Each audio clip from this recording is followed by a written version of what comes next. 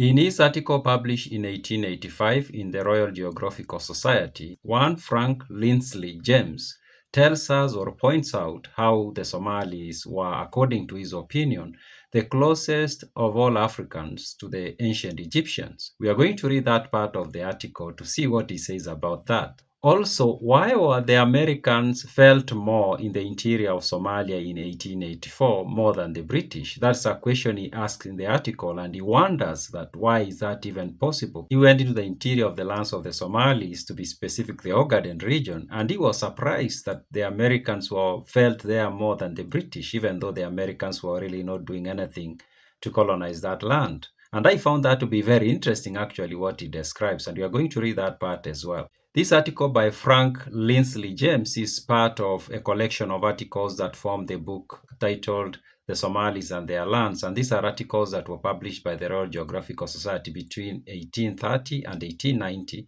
These are very interesting articles written by people who traveled to the lands of the Somalis during that period. Frank Linsly James visited the lands of the Somalis between 1884 and 1885. And he decided he was not going to go through the path that had been followed by many others before him. That's the path from Zeila or Berbera all the way maybe to Harar. He decided he was going to start from Berbera, but he was going to go southwards, and he was going to go to the Ogaden and then southwards, and that's the path that he followed. Now, going in that direction, he reached the Webeshebele River, and he went further south, and going by how he describes the people he found, because he found the more settled Somalis, and that society was also composed of people who did not really look like the Somalis he had thought.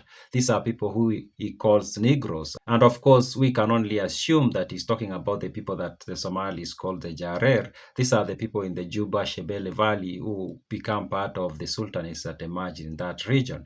Now, let's read the place where he tells us about the Somalis of all Africans being the ones who are closest to the ancient Egyptians. Of course, the relationship between the Somalis and ancient Egyptians is one that keeps coming up when you look at different documents, books, and of course documentaries. Different people bring it up that the Somalis had some relationship with the ancient Egyptians. There is the land of Punt that it is said that documents in the ancient Egypt, or documents that were created by the ancient Egyptians, used to mention the land of Punt as one of the places they used to do a lot of business with. Now, this guy, Frank Linsly James, he did travel a lot. He traveled in North Africa, he traveled in West Africa, he traveled in the Eastern Africa, of course. And he says that when he looked at the Somalis, he saw something very interesting. And that is that the Somalis, he thought, according to him, that they were the ones who looked closest to the ancient Egyptians, or lived like the ancient Egyptians. And let's read that part where he says that. But where he says this is not like he's the main text, is a note he provides while he's discussing the Somalis and their daggers and spears. And that's where, and we're going to read the introduction of the article. That's where you'll find that coming up. Let's read and see what he says. He says, every Somal carries two spears, a shield and short sword, and the slightest difference of opinion with his neighbor causes him to instantly draw his sword or thrust with his spear. So he says he realized that every Somali will carry two spears, a shield, and a short sword. It is where he says thrust with his spear that he puts a knot, and is going to have that knot further down. He continues, fortunately, the tribal laws are severe against anyone who takes a life, the fine being a large number of camels, which have to be paid by the tribe if the individual is not sufficiently wealthy to pay them himself. So he said, even though people are armed and can easily use their weapons, people used to be very careful because there was a lot to be paid if you did harm another person.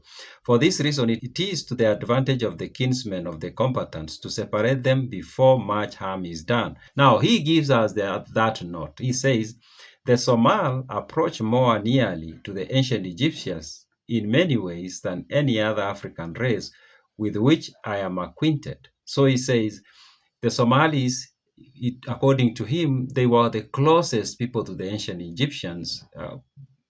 Of course, he says that he had come into contact with many other Africans. He continues, their swords, for example, are exactly like those used by ancient Egyptians. So he says the swords are exactly like those used by ancient Egyptians. Then he mentions something interesting. He says, Their condition of health is such that they survive even the gravest wounds. And I saw many cases in which men recovered quickly from injuries which would have certainly been fatal to Europeans. So he says the Somalis have this very good health that they would recover from wounds that other people would struggle to recover from, especially the Europeans. Now, there's another part where he seems to quote other travelers who had gone to the lands of the Somalis. And there is this very interesting description of the Somalis that is provided by somebody that he quotes, and it's about how the Somalis looked. And this is what he writes. He quotes somebody by the name Captain Wharton, R.N. He says Captain Wharton R.N. said he had come into contact with the Somalis down near Kismayu, which was just on the equator. Some years ago, he was on board one of Her Majesty's ships making charts there. And the first thing he was struck with was the magnificent physique of the Somalis.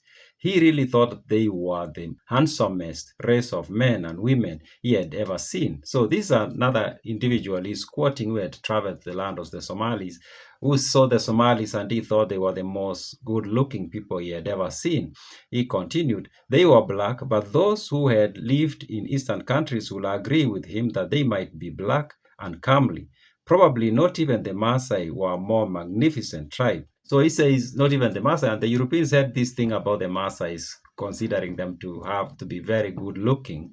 But this individual thought that not even the Maasai would come close to the Somalis in good looking, which is very interesting. Now let's discuss a question he brings up, and it's about he was surprised to find that the American commerce was felt in the interior of Somalia in 1880s. He found that the Americans were selling products to the Somalis in 1884, but the British were not, and he was surprised. How is that even possible? And this is what he writes. Before closing, I should like to say a word as to the commerce of the country. Of the amount of that commerce I will not speak, as that may be accurately determined by reading the official reports published by the Aden authorities. But what I wish particularly to draw attention to is the fact that so small quantity of English goods enter the country. All the cotton cloth, with but a few exceptions, is of American or Indian make, and the only English cloth I took was taken on account of its rarity as present for chiefs. Natives of India have for generations lived at Berbera and supplies the traders from the interior with goods. This no doubt accounts for the Indian cloth so largely used, but why is the American cloth so common there? I found that to be very, very interesting as well. It's a question that is hard to answer because this is 1880s and he goes far into the interior of the Ogaden and he finds American-made clothes there and no British, but it's just American and India. And he say the Indian cloth is easy to explain because there were so many Indian traders in Berbera who were supplying these clothes. But where were the American clothes coming from? I found that to be very interesting. And he was sort of complaining that the British needs to do more. Of course, he was British, but again, that is also very interesting because his father was American. But he was complaining as a British citizen that the British government needed to do more to do trade with the Somalis rather than letting that to be taken over by the Indians and the Americans. Now, you can find this book on Amazon. You can check the description box or the pinned comment if you are watching on YouTube. And if you are watching on TikTok, check the bio. You'll find a link and you can go find this book. It's a very interesting book. As I said, it's a collection of articles written between 1830 and 1890, published on the Royal Geographical Society. Very interesting stuff. Of course, there are some racist stuff in there, but there are also very interesting stuff you can read from those articles. Those are my random thoughts.